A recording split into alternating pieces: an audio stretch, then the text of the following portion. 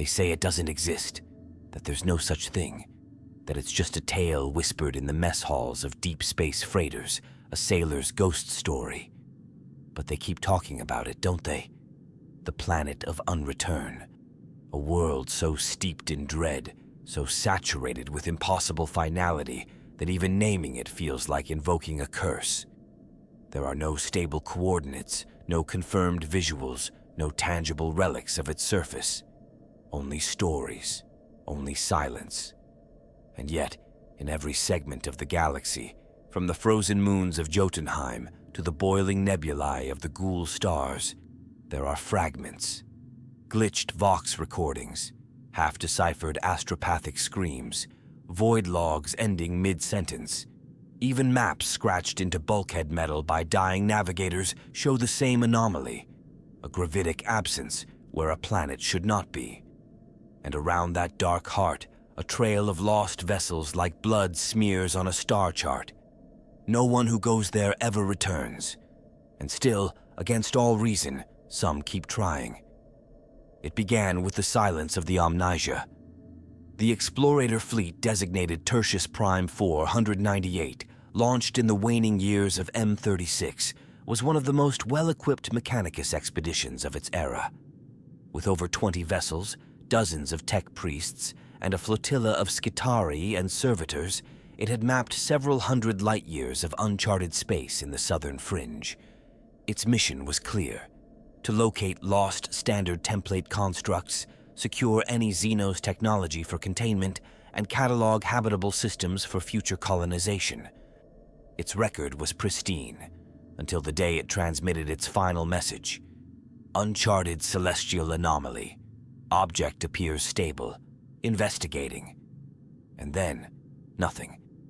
For over 3 standard decades, the Administratum waited. The Adeptus Mechanicus, furious and afraid, dispatched additional scout vessels. They found no wreckage, no signals, no evidence of battle or warp incursion. But from deep in the warp came a corrupted data stream, partial, mangled, and stitched together from fragments relayed across astropathic nodes like broken bones fused wrong. The signal's origin was traced back to a region with no star, no planet, no charted body. The Vox psalms within the log were garbled, the words repeated, malformed. But one thing was clear: the fleet had encountered something they did not understand. And the tone of the final uncorrupted phrase? Horror. Utter, unfiltered horror. Many believe this to be the first known brush with the planet of Unreturn.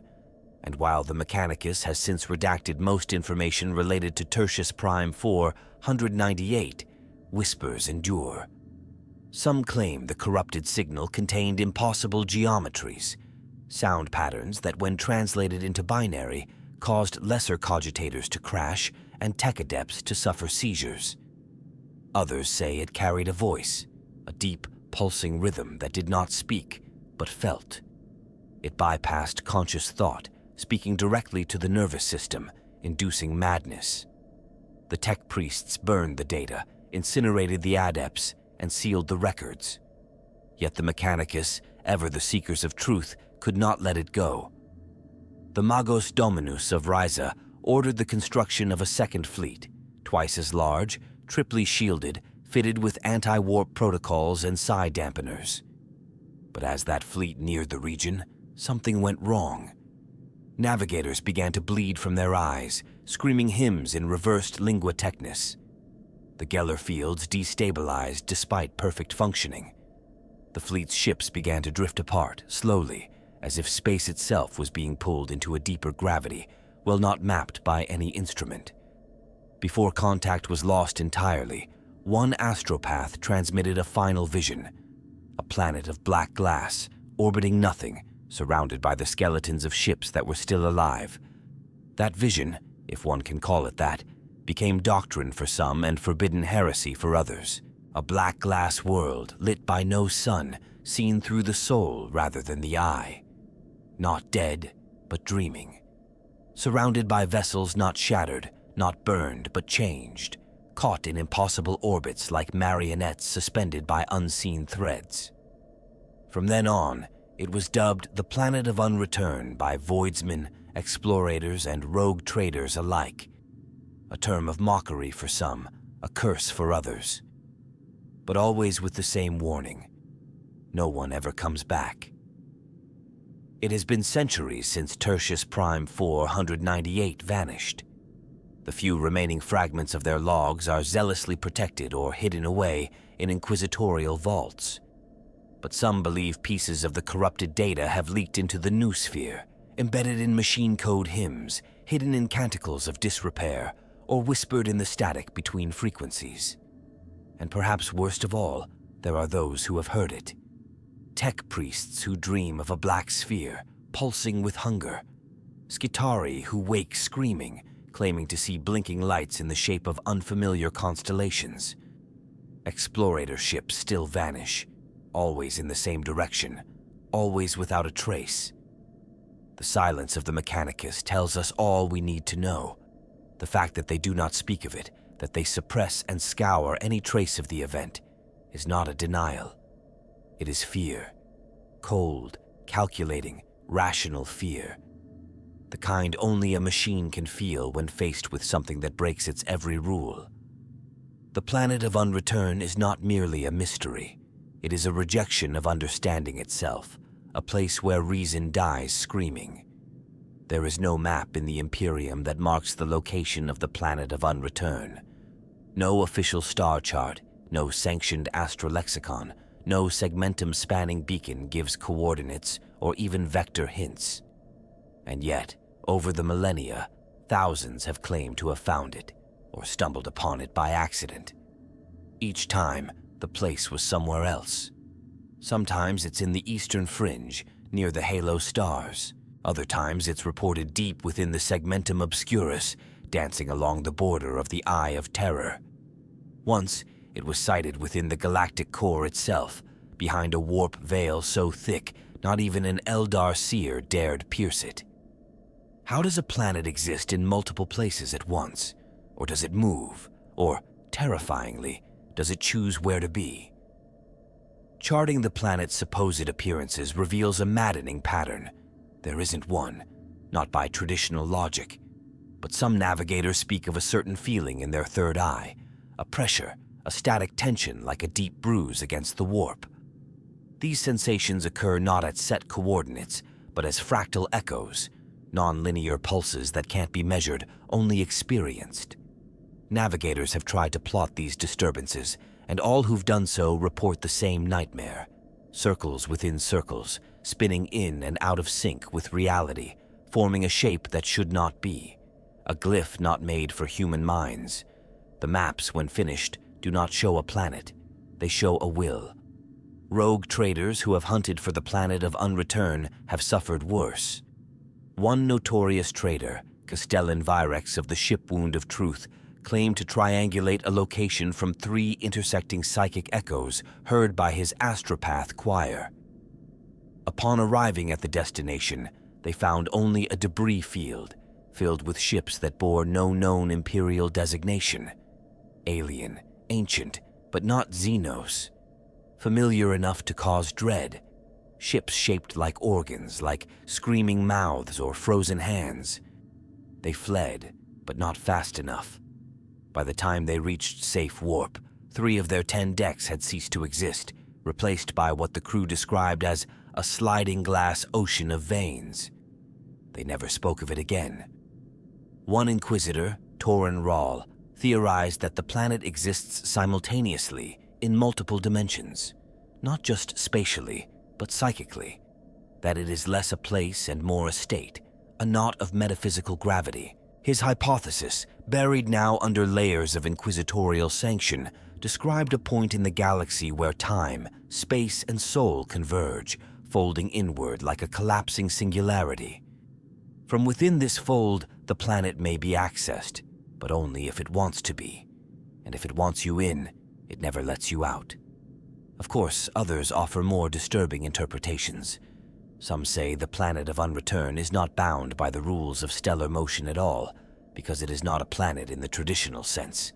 It is a memory, a thought form, a collective fear given shape through mass cognition, made real by the Imperium's own subconscious. This would explain its lack of coordinates, its presence in conflicting regions. Wherever enough minds believe it exists, it does. Perhaps it is the Emperor's blind spot, a forbidden node in the psychic lattice of mankind, drawing in attention like a black hole of belief. This idea terrifies the Ordo Malleus, who have seen how chaos can manifest through collective expectation. A demon is only as real as the strength of its worship, and if entire systems believe in the planet of Unreturn, what does that make it? Not just a place, but a self-sustaining anomaly.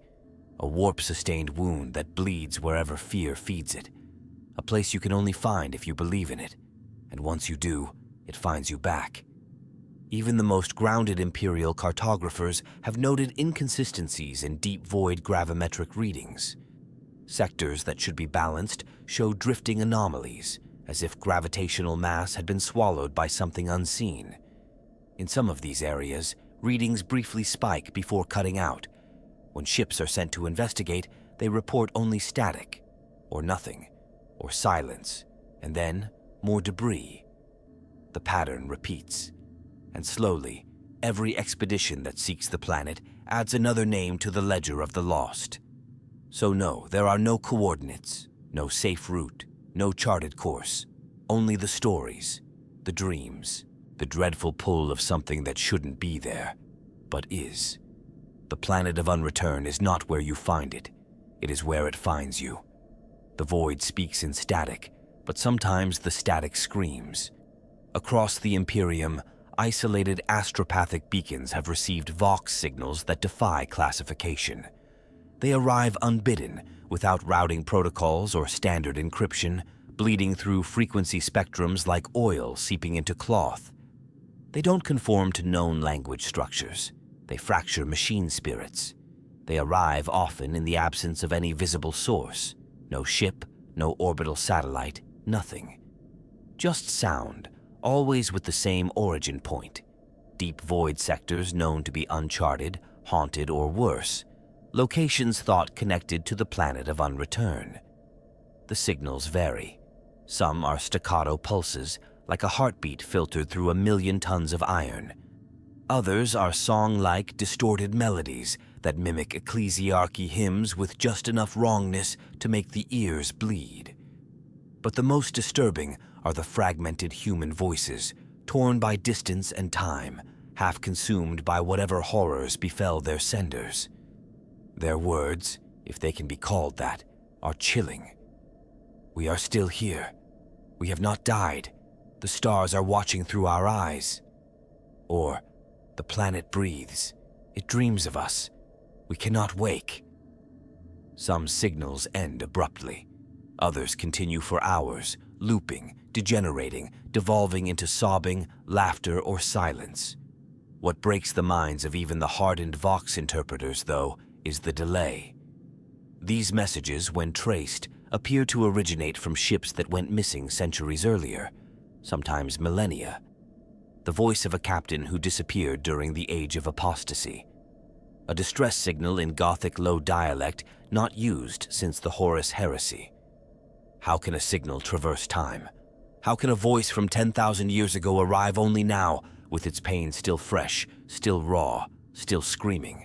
Inquisitorial Voxcasters have attempted to map these signals, collate them, and make sense of their content. Most efforts end in failure. Some end in death. Vox priests who listen too long begin to mimic the speech patterns. They hum the melodies. One even skinned his own ears, leaving behind a data slate scrawled with a message. The sound is inside. I cannot not hear it. As a result, entire sectors have banned long-wave signal monitoring in specific bandwidths, and several void stations now operate under strict auspex silence to avoid triggering another contact. A particularly infamous signal, known only as Echo 6, arrived at the Inquisitorial Archive of Harrowdeep during a routine astropathic relay. The message lasted 17 minutes, repeated 3 times, and has never been played publicly. Those few who reviewed it were subjected to psychological cleansing. It's rumored the message contains coordinates, not just spatial ones, but emotional coordinates tailored to each listener, as if the signal knew who would hear it, as if it chose them. One inquisitor described it as a map written in grief. And still, they come. New signals, new screams, new echoes from the abyss. Some are dismissed as warp interference, yet they always follow the same pattern. Voices lost in time, cries from vessels long gone, messages that arrive with no source but speak directly to the soul. Navigators, when exposed, report glimpses of the same imagery: a black horizon, a dead ocean sky, and in the distance, a planet lit from within by the light of its own impossible storm. Always the same place, always the same feeling: a call, a pull. The ecclesiarchy has begun to debate whether these signals are divine warnings or demonic traps. Some argue the planet of Unreturn is not a place at all, but a punishment, a psychic oubliette where the Emperor casts the unworthy. Others say the voices are not from the past, but from the future, screams of those not yet lost, caught in a recursive timeline that loops back upon itself. A prison of time, not space. Whatever the truth, the signals persist. Not often, just enough. Just frequently enough to remind the Imperium that something out there is listening, waiting, whispering. The Vox channels are haunted, not by ghosts, but by remnants. Echoes of minds broken by a place that refuses to release what it takes. And every time a signal arrives, the message is the same, no matter the words. Do not come. Do not search. Do not listen. But the Imperium cannot help itself. Curiosity is its vice. And the planet of Unreturn? It knows how to whisper. Some within the Imperium believe the planet is a cage. Others say it's a mouth. But a growing theory, whispered among those who dare seek truths, the Inquisition would flay from their minds, claims it is a trap, not for us, but for something else, something ancient, something alien. The idea that the planet of Unreturn might be a Xenos construct has gained dangerous traction among certain radical Ordo Xenos cells. They propose that the planet is not a planet at all, but a mechanism, a lure, a net, a prison. A few even believe it was created by the Necrons, not as a weapon, but as a tomb for a god. One too dangerous to let die, yet too mad to roam free. After all, the Necrontire once fought a war against beings of raw cosmic power, the Satan. Could the planet of Unreturn be a failsafe? A dimensional trap laced with gravitic bait to pull in unwary ships and offer them as sacrifices to an imprisoned shard, keeping it placated. It is not a comforting thought, especially when some of the ships that vanish around the planet are never found, but their energy signatures persist, orbiting the void as if something is feeding. Tech priests theorize the mass displacement caused by the vanished vessels may match that needed to sustain an immense containment field, one built into the very crust of the planet, perhaps even powered by the soul matter of whatever dies near it. A terrifying idea that every ship drawn in is not merely lost, but used. The Tyranid theory is more primal, more biological, and no less horrifying.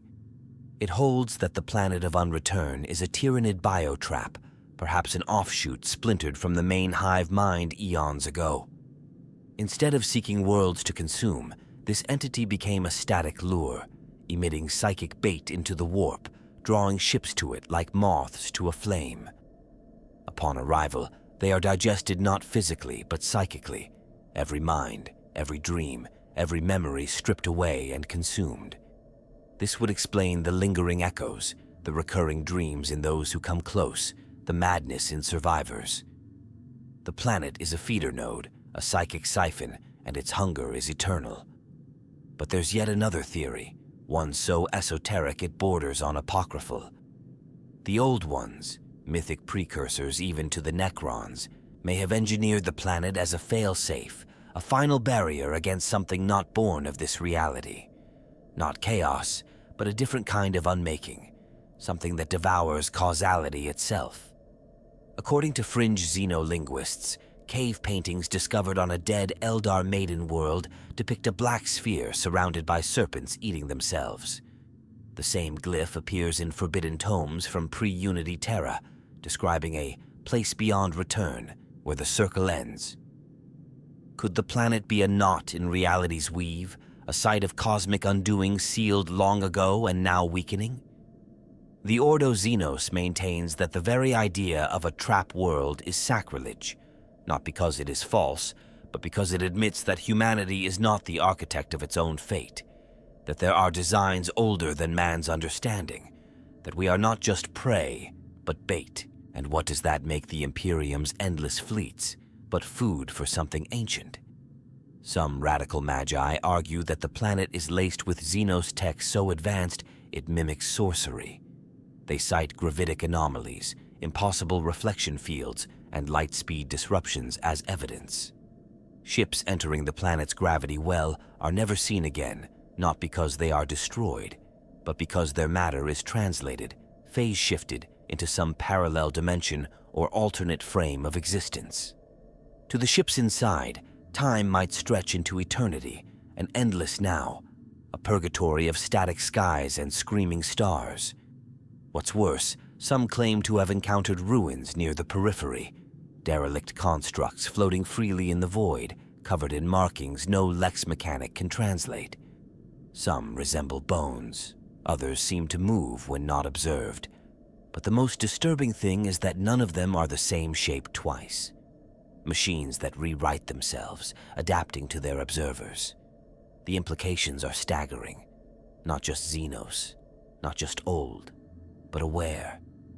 So what kind of entity builds a trap that moves, that feeds on attention, that changes shape based on the fear of those who see it? Whatever created the planet of Unreturn, it is not dead, it is not dormant, it is still working, still luring, still catching, and still waiting. There are places in the galaxy even the Inquisition fears, not out of cowardice, but out of an understanding deeper than any mortal law, an acknowledgement of something greater than authority, more terrible than heresy. And when a black ship vanishes, it is not merely a loss. It is a silence that echoes, a wound in the soul of the Imperium. The most enigmatic case linked to the planet of Unreturn was the disappearance of the black ship Penumbra Resurgent. Commissioned by the Ordo Hereticus and crewed by Null Adepts, sanctioned psychers, and an entire cadre of Sisters of Silence, the Resurgent was not just any soul-harvesting vessel. It was an investigative arm of the Emperor's justice, sent not to collect psychers, but to uncover a truth no one else would dare approach.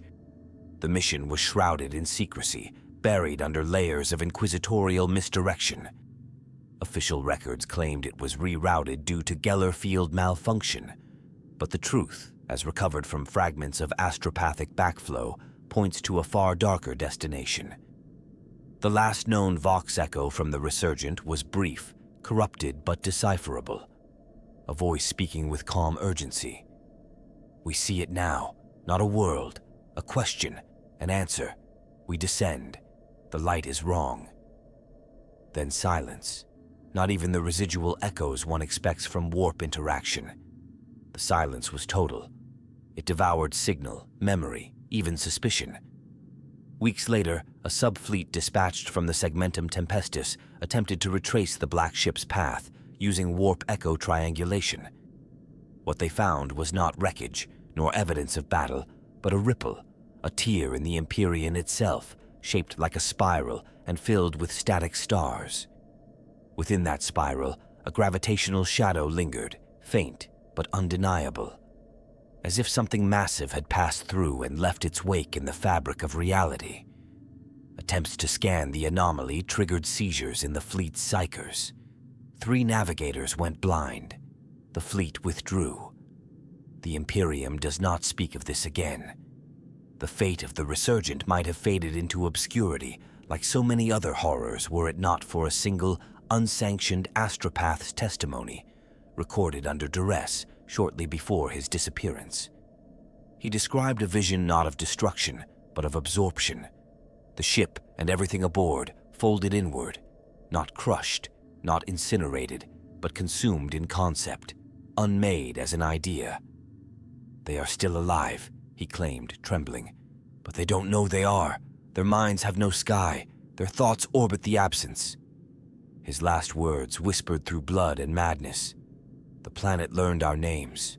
Since then, the Ordo Hereticus has quietly declared the region of space around the incident a null zone, not for tactical reasons, but spiritual ones.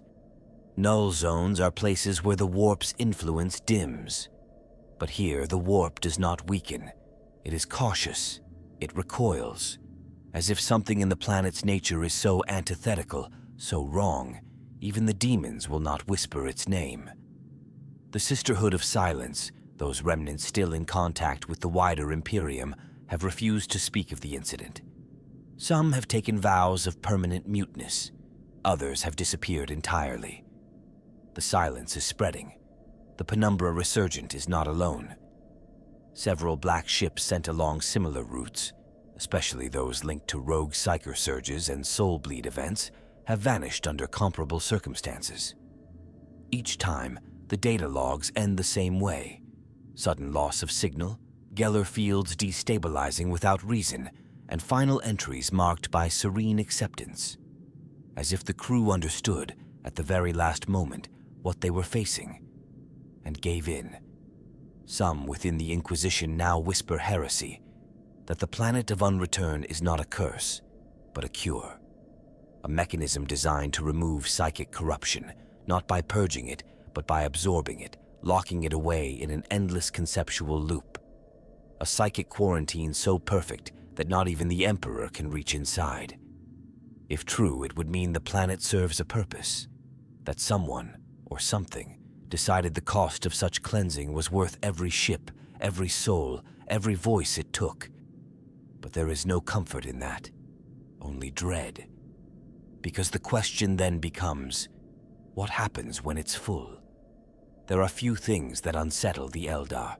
Ancient, aloof, and burdened with the weight of their own doom, the Aldari see more than the Imperium can imagine. Threads of fate, echoes of time, ripples in the fabric of causality. Yet there exists a topic so taboo, so drenched in sorrow and veiled horror, that even among the seers of Ulthwé and the far-flung outcasts of the Corsair fleets, it is rarely spoken aloud. The Black Planet. What we call the planet of Unreturn. It appears in their myths as a shadow, not a place. In the epic cycles of the Fall, in stories of the great exoduses and lost craft worlds, the planet exists as a cipher, an absence that haunted their people even before Slaanesh was born. In the secret archives of Alitok, there is a Wraithbone tablet carved with pre-fall iconography depicting a sphere of perfect blackness orbited by 13 screaming moons. The symbols for fear and loss repeat like a chant. When interpreted through the psychic harmonics of their language, the script does not name the planet. It refuses to name it. Farseers who have attempted to scry the area surrounding the phenomenon report catastrophic backlash. One was found catatonic, her spirit stone shattered from within. Another screamed a single word over and over until her vocal cords ruptured, a word that, when translated through comparative Eldar Gothic syntax, meant mirror grief. A sorrow that reflects your own thoughts back at you until they become unfamiliar. Among the Harlequins, there is a whispered tale never danced, never performed. The silence between stars. In this unsung story, a great trickster god attempts to steal a secret from the heart of the galaxy and finds a planet without future, past, or form. A planet that mimics the self until the self no longer exists. The Harlequin leaves the stage not in triumph, but in silence. This tale, if asked about directly, results only in smiles and blank stares. What could terrify a species that walks through the strands of time as easily as others walk through fog? Some believe the Black Planet was a failed Aldari experiment, a construct of impossible psychic machinery meant to contain or reverse the coming of Slaanesh. That it was cast adrift, its creators destroyed by the horror they tried to contain, and now it roams as a wound of their own hubris. Others say it was their first attempt at godhood, a self-aware gestalt consciousness meant to rival Cain or Isha. But it awoke wrongly, incomplete, hungry. It did not become a god. It became a mirror, a void that learned, and it remembered who made it. The Drukhari speak of it too, though rarely and only in the highest echelons of their wicked courts. There, the Black Planet is a place of ultimate exile, not for the criminal, but for the untouchable. Drukhari, whose minds have unraveled beyond even the darkest pleasures, whose screams no longer entertain, are sometimes sent on one-way journeys through the webway to a location no Archon dares chart. The implication is chilling, that even they, the cruelest of all Aldari, fear what lies on the other side. Not death, but erasure. Perhaps most disturbingly, some exodite oral traditions speak of the planet not as a place to be avoided, but as a burden to be endured. They tell of a last path, a journey that ends not in reincarnation, not in communion with the world spirit, but in a final silence that redeems not the soul, but the race. The elders do not explain what this means. They merely weep. The Eldar do not fear lightly. They have faced gods and survived. They have danced on the precipice of annihilation for 10,000 years. Yet when they dream of the planet of Unreturn, they do not speak of battle or defiance. They speak of apologies, regret, grief without target, as if they remember not what it is, but what it was, as if they created it, or worse, as if it was made for them. And in the deepest vaults of the Black Library, among books bound in the skin of timelines undone, there exists a tome whose title is unreadable by mortal eye. It hums in silence. It is never opened. It is said that the laughing god himself placed it there, weeping. Some heresies take root not through defiance, but through devotion. Nowhere is this more evident than among the cults that venerate the planet of Unreturn, sprawling, decentralized networks of the faithful who do not see it as a terror, but as salvation. To them, it is not a place of doom, but of ascension. They call it the threshold, the end world, the quiet gate, the last mercy. These cults do not proselytize with fire and blood like the ruinous powers. They whisper in tongues older than speech, reciting dreams passed from soul to soul like a virus. They are found on void ships, mining stations, asteroid monasteries, anywhere isolation allows faith to ferment. Their leaders are often those who have brushed up against the edge of the unknown and come back changed, survivors of warp storms, rogue navigators, failed astropaths, shipmasters who once glimpsed a black dot at the center of a spiraling nothing and never forgot. Their creed is simple and terrifying. The planet of Unreturn is a god. Not a chaos god, not Khorne or Tzeentch or any of the infernal pantheon. It is something older, a god not of power, but of stillness. A god that does not speak, but listens. A god that does not demand worship, but removal. In its embrace, all fear ceases. All hunger ends. All thought, all pain, all self dissolves. And they seek that, with rapture. It is believed that cult cells perform dark rites meant to draw the planet closer. Their rituals are not grand. There are no blood altars or fire sacrifices. Instead, they build silence chambers, rooms lined with obsidian and sealed in complete sensory deprivation. There, they meditate for days, weeks, until they begin to hear the hum, the tone, the psychic echo of the planet's call. Some never leave. Others return, eyes black and minds gone, whispering coordinates in dreams peak. The ecclesiarchy has declared all such cults heretical in the highest degree. But they are hard to root out, because unlike chaos, they offer no resistance, no rebellion, only quiet. They do not kill, they do not chant, they simply leave, vanishing into the void on ships that are never found again.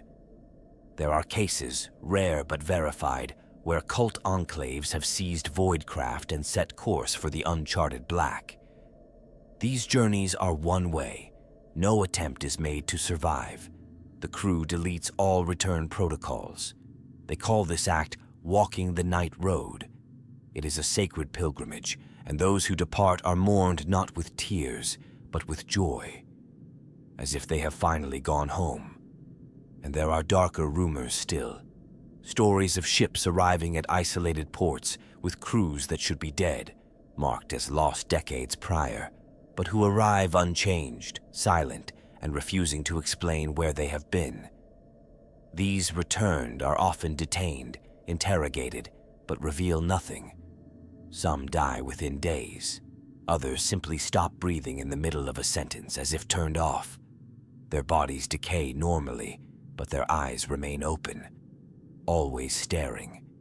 There are patterns, too, in warp echo records, messages that repeat across centuries, unchanged, as if sent by voices who do not perceive time. These messages often contain fragments of cultist hymns, spoken in dead dialects and stitched with phrases like, "We heard the black," or "The gate remembers," or most chillingly, "We are the last thought, and we are glad." The Inquisition is terrified not by the cult's spread, but by their calm, their consistency, their peace. They are not radicalized fanatics. They are pilgrims, and their destination is a place that breaks reality, a place no one returns from, and yet they smile. Perhaps the worst theory is this: the cults are not wrong, that the planet of Unreturn does not consume, it welcomes, that every lost ship, every vanished soul, every echo in the dark is not a warning, but a message, an invitation, one that humanity, in its arrogance and terror, has refused to understand. And so the cults continue to grow, in silence, in darkness, dreaming of the black horizon where their God waits, patient and perfect. Some heresies take root not through defiance, but through devotion. Nowhere is this more evident than among the cults that venerate the planet of Unreturn, sprawling, decentralized networks of the faithful who do not see it as a terror, but as salvation. To them, it is not a place of doom, but of ascension. They call it the threshold, the end world, the quiet gate, the last mercy. These cults do not proselytize with fire and blood like the ruinous powers. They whisper in tongues older than speech, reciting dreams passed from soul to soul like a virus. They are found on void ships, mining stations, asteroid monasteries, anywhere isolation allows faith to ferment.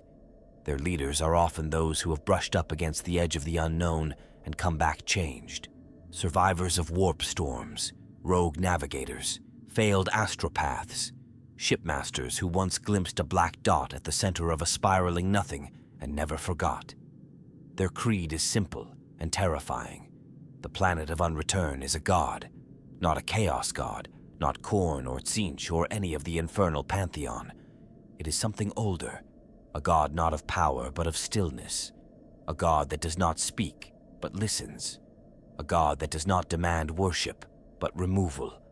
In its embrace, all fear ceases, all hunger ends, all thought, all pain, all self dissolves, and they seek that with rapture. It is believed that cult cells perform dark rites meant to draw the planet closer. Their rituals are not grand. There are no blood altars or fire sacrifices. Instead, they build silence chambers, rooms lined with obsidian and sealed in complete sensory deprivation. There, they meditate for days, weeks, until they begin to hear the hum, the tone, the psychic echo of the planet's call. Some never leave. Others return, eyes black and minds gone, whispering coordinates in dreamspeak. The ecclesiarchy has declared all such cults heretical in the highest degree, but they are hard to root out, because unlike chaos, they offer no resistance, no rebellion, only quiet. They do not kill, they do not chant, they simply leave, vanishing into the void on ships that are never found again. There are cases, rare but verified, where cult enclaves have seized voidcraft and set course for the uncharted black. These journeys are one way. No attempt is made to survive. The crew deletes all return protocols. They call this act walking the night road. It is a sacred pilgrimage, and those who depart are mourned not with tears, but with joy, as if they have finally gone home. And there are darker rumors still. Stories of ships arriving at isolated ports with crews that should be dead, marked as lost decades prior, but who arrive unchanged, silent, and refusing to explain where they have been. These returned are often detained, interrogated, but reveal nothing. Some die within days. Others simply stop breathing in the middle of a sentence, as if turned off. Their bodies decay normally, but their eyes remain open, always staring. There are patterns, too, in warp echo records, messages that repeat across centuries, unchanged, as if sent by voices who do not perceive time. These messages often contain fragments of cultist hymns, spoken in dead dialects and stitched with phrases like, "We heard the black," or "The gate remembers," or most chillingly, "We are the last thought, and we are glad." The Inquisition is terrified not by the cult's spread, but by their calm, their consistency, their peace. They are not radicalized fanatics. They are pilgrims, and their destination is a place that breaks reality, a place no one returns from. And yet they smile. Perhaps the worst theory is this: the cults are not wrong, that the planet of Unreturn does not consume, it welcomes, that every lost ship, every vanished soul, every echo in the dark is not a warning, but a message, an invitation, one that humanity, in its arrogance and terror, has refused to understand. And so the cults continue to grow, in silence, in darkness, dreaming of the black horizon where their god waits, patient and perfect. There are records within the vaults of the Navis Nobilite that are never spoken of aloud, not because they are forbidden, but because they are useless, madness pressed onto parchment. Fragments of reports from ships thought lost, which reappear long after their departure, usually derelict, sometimes empty, and always wrong. Their journeys make no temporal sense. Their logs are fractured, time-dilated, inverted. In several cases, the logs arrive before the ships themselves. In others, they arrive without the ships. One such vessel, the Indomitable Heart, was believed lost in M37 during a deep-range exploration mission. It was found adrift 700 years later, its hull intact, its power core cold but functional, and its crew long dead, mummified in their sleep chambers as if they had simply stopped. No signs of violence, no breach. Yet their final log entry was dated a mere 3 months prior to discovery. And worse, the ship's internal chronometers confirmed the date. To the vessel and its systems, only weeks had passed. To the galaxy, it was 7 centuries. This is not an isolated case.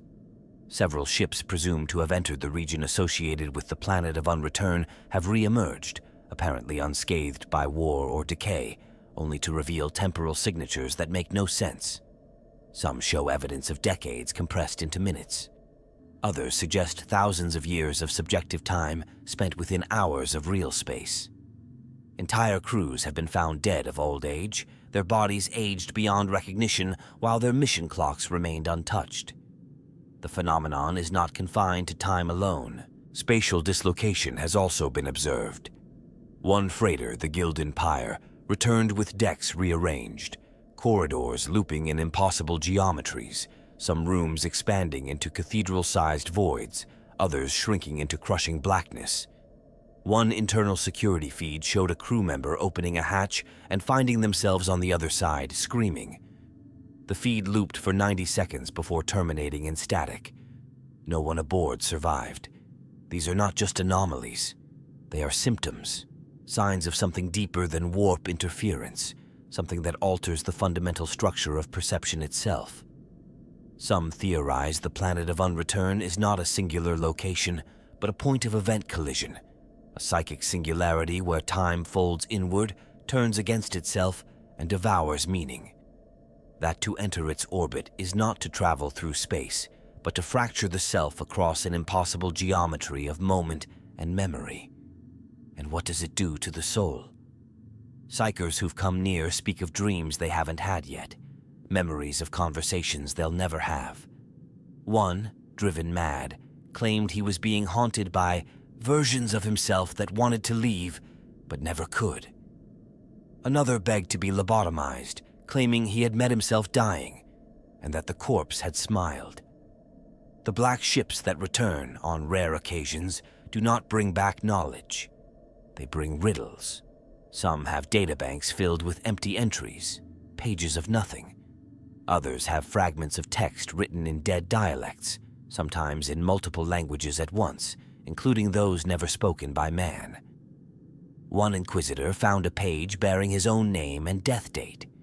He burned it and took his own life 2 days later.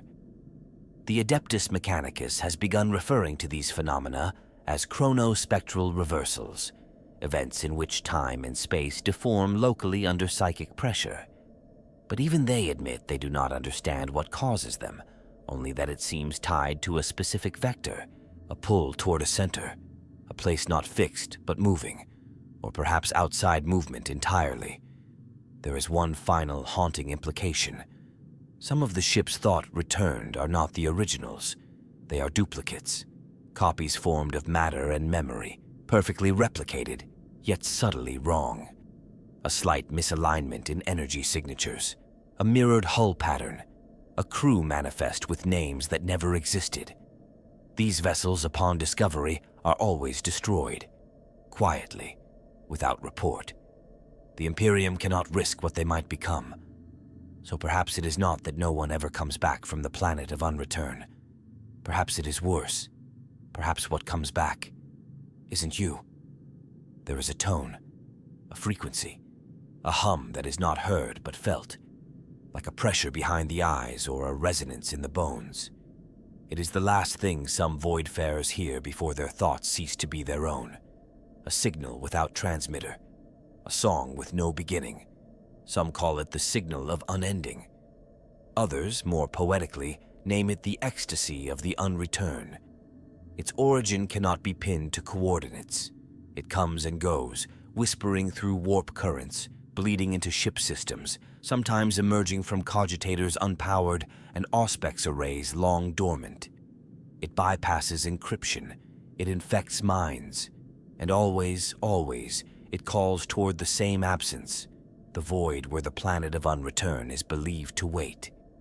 The signal is not loud. It does not scream. It is a lullaby of annihilation, a pattern of tones that seem innocuous at first. Many who first encounter it report a sense of calm, relief, a sensation of being understood completely, utterly, down to the marrow. And then, slowly, it changes them. They begin to hum it in their sleep. They lose time. They wake in places they do not remember entering, gazing out into the black, murmuring about the return that is not a return. Psychers are most vulnerable. To them, the signal is not sound but light, a kaleidoscope of symbols that form faces, memories, and meanings not their own. One claimed it was a voice speaking through color. Another tried to gouge his eyes out, claiming the signal had shown him the shape of the last moment. Those who resist too long suffer collapse. Those who embrace it simply vanish. Some theories propose that the signal is a psychic virus, a mimetic structure encoded not in data, but in perception. A thought that thinks itself. Once heard, it cannot be forgotten. It becomes a rhythm in the brain, a loop of anti-meaning, eroding identity like a tide on sand. The Adeptus Mechanicus tried to model it, once using thought simulation engines. The engines caught fire. 3 data scribes went catatonic, speaking only in harmonic pulses for the rest of their lives. Others believe the signal is not a virus, but a beacon, that it is meant not to infect, but to attract, a lure designed to resonate with specific cognitive patterns, especially those of navigators, astropaths, and those sensitive to the warp. Its pitch is said to align with the psychic signature of human longing, as if the planet doesn't merely want bodies, it wants yearning, the taste of dreams left unfulfilled. And then there are the truly disturbing possibilities. Some say the signal is not sent from the planet, but to it. That across the Imperium, voices raised in fear, despair, and reverence are echoed back by something beyond, amplified and returned. That the song is our own grief, played back to us in a tone we cannot refuse. The planet of Unreturn does not call, it replies. There have been attempts to weaponize the signal. The Inquisition once laced it into a psychic dampener field, aimed at rooting out heretical psychers. The field worked too well.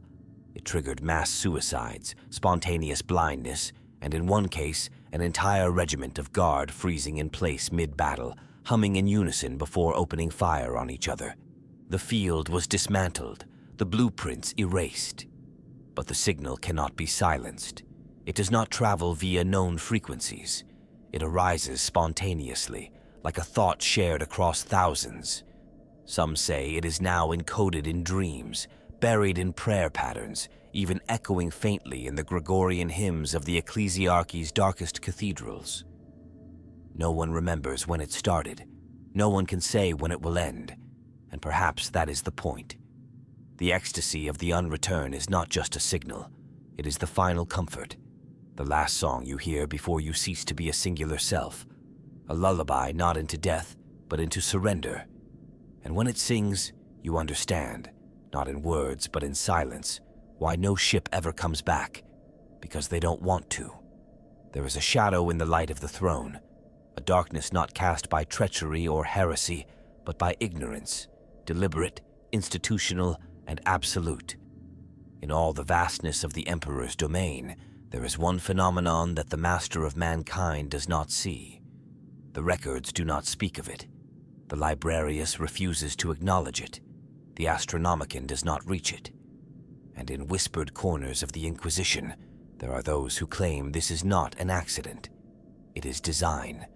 The planet of Unreturn is not simply hidden. It is absent, not in location, but in perception. A blind spot in the otherwise all-encompassing vision of the Imperium's psychic network. Astropaths cannot scry it. Navigators cannot sense it. Even the most powerful psychers report nothing, not static, not interference, but void. Null, the absence of signal. It is as if the place exists outside the bounds of divine recognition, and yet its effects are real. The Inquisition has classified the phenomenon as lucid nullity, a region of conceptual blindness that seems to warp perception away from itself. Files go missing, memories degrade, mission logs corrupt. Entire subfleets are forgotten not because they vanished, but because no one remembers they existed. The further one probes into the mystery, the more their own thoughts turn against them. Some inquisitors have reported recursive logic breakdowns, sentences that rewrite themselves, thoughts that terminate midstream, a kind of cognitive plague, but only when dealing with this subject. One High Lord once requested a report on the phenomenon after an encounter with a survivor of a lost vessel. The report was delivered.